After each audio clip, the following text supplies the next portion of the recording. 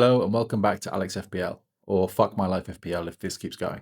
A truly diabolical game week, ending on 35 points. This is my worst start to an FPL season in the last 10 years.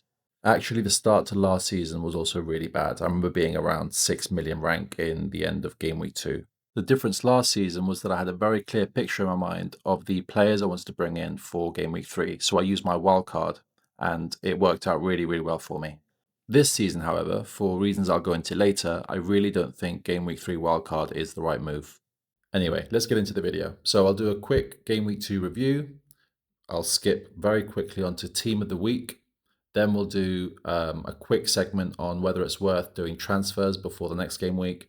And then finally, we'll do a quick mental health check-in. So I really don't want to spend too much on this segment because it's very depressing, but just going quickly through the team, we've got Sanchez on 3 points. We've got Porro, who I'm really glad I started. He's on 5 points. Then Nico Williams, who lost his clean sheet. He finished his game week with 2 points. Estev, who I'm really pleased with, got a clean sheet for Burnley. He's on 6 points. And then Goodmanson with -1, coming off the bench for Palmer, who of course didn't play. That was a real sting. Just when I thought the game week couldn't get any worse, I see that -1 coming in, and it just filled me with dread. The phrase kicking me when I'm down comes to mind. Anyway, moving on to the even more disappointing midfield, we have Fernandez with 2. He managed to miss a penalty, which is actually pretty impressive given the fact that he doesn't really do that very often. Then we had Reinders, who finished on 2 points. Again, didn't have that many chances in the game, to be honest. Wirtz on 2. Newcastle played really well, to be fair to them. But again, Wirtz was not getting in those kind of positions that make for good FPL assets. And then Captain Mo Salah, thank God he came in with something, got an assist at the very end of the game there, and kind of salvaged somewhat my game week, but not really. Then moving on to the disappointing duo up top, Strand Larsen on 2 points. I really thought he'd do a lot better against Bournemouth, but to be fair, Wolves went down to 10 men in the 49th minute, which obviously made Strand Larsen's job a lot more difficult. Let's not judge Strand Larsen too harshly. He did play City in Game Week 1, and as I said, he played in a 10-man team in the last game week, so let's give him at least one more game week before we start making judgments. And then, of course, Watkins on 2 points. I've seen nothing from Watkins and Aston Villa in general in the first 2 game weeks to give me any confidence that this is a good pick going forwards. I will try and give him one more game week, but I am tempted to move him on. Now we've got that horror show out of the way, let's talk about the team of the week. So in case you don't know, FPL does this thing every single week where they group the 11 players that scored the highest and shows you it in the form of team of the week. So what we have here is Pickford on 15 points. Great pick. Some other good picks from this team would have been João Pedro, of course, on 15, and Gyökeres on 12. Now, of course, with the power of hindsight, we can say these are obviously good picks. However, looking at the rest of the team, I still don't think I would have gone into this game week if someone had told me that any of these other players were good picks going into game week 2. Like, speaking honestly, would any of us wanted to have picked players like Daikite, Cullen, Anthony, Ouattara, Tavernier? Would we really be picking these players going into a game week? Probably not. Players from this team that we could consider, for example, Timber or Calafiori, who of course play as wide backs in Arsenal's back 4. Now, they face more competition than Saliba or Gabriel, for example. So I do think, still, knowing the information I have now, I still don't think I'm picking them. Grealish, slightly different story.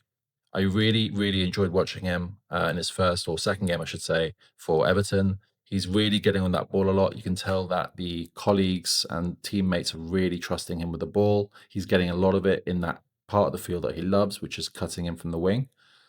And I also really liked Barry. I thought Beto's first game was terrible, and Barry really provided a breath of fresh air for Everton, and he took away his chance really well. So if Barry continues to be consistent and we see him as a good goal scorer, I think Grealish could be a fantastic pick for FPL, as obviously I think most of the assists or the creative energy will be coming from Grealish this season. I guess the main point I want you to take away from this is, if you, like me, have had a really bad start to FPL this season, this should serve as a reminder that we are no way going to be able to pick the best performing players every game week. It's just not going to be possible. Where we can find success in FPL is in long-term strategy. So making sure that every single game week you're setting yourself up for the best chances of success by looking at the data and by reminding yourself that FPL is not points that were gained last week. FPL is the points that are gained over the whole season, i.e. 38 game weeks. So in anticipation of my transfers video coming out tomorrow, I just wanted to touch on very quickly on the pros and cons of actually making your transfers going into game week 3. So starting with the pros, you get to beat the crowd. So you get to move on to players early before others do. You avoid price falls for the players in your team that aren't performing well. You catch the price rises of the players you want to bring in who are popular among other FPL managers. And finally, you get to dump those players that are frustrating you for the first 2 game weeks of the season. However, the cons are we don't have that much information from the first 2 game weeks. There's still a lot of things like, for example, final transfers are still to be made. The Isaac saga is something we need to keep an eye on, and the domino effect that will have on the strikers in the Premier League. Also, there are no clear picks that stand out. I'll touch on this very briefly in a second, but there's no players that already in the first 2 game weeks have shown consistent double-digit returns, who are nailed, who are in red-hot form, who we need in our teams. That just simply has not happened yet. After game week 1, everyone was saying that Haaland was essential. Everyone was saying that Wood was a pick we needed in our teams. And then, of course, in game week 2, they both blank. That's not to say they're bad players or bad picks. That's just to say that the information we get after 1 or 2 game weeks in FPL is not enough to make good judgments for picks for 5 or 6 game weeks, for example.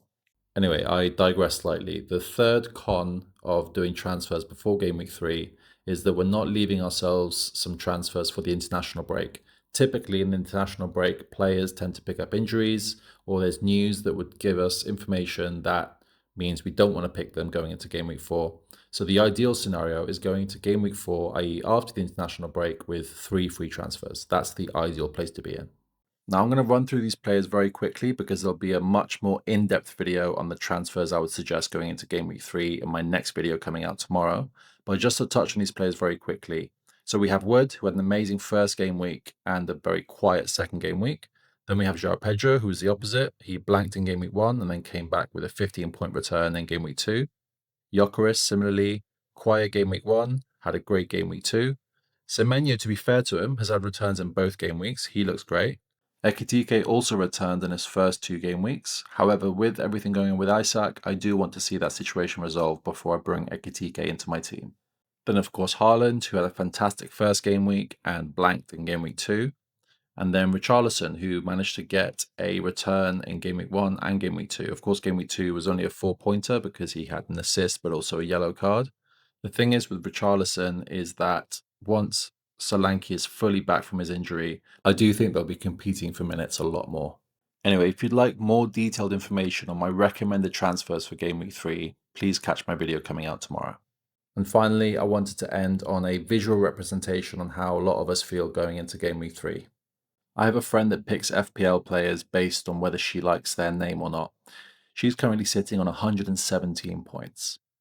We just have to remember this is what FPL does. It punishes us on a regular basis and we keep coming back for more. So in the words of Patrice Evra, and don't forget to love this game! Woo! Woo! Woo! Woo! Thanks for watching. See you on the next one.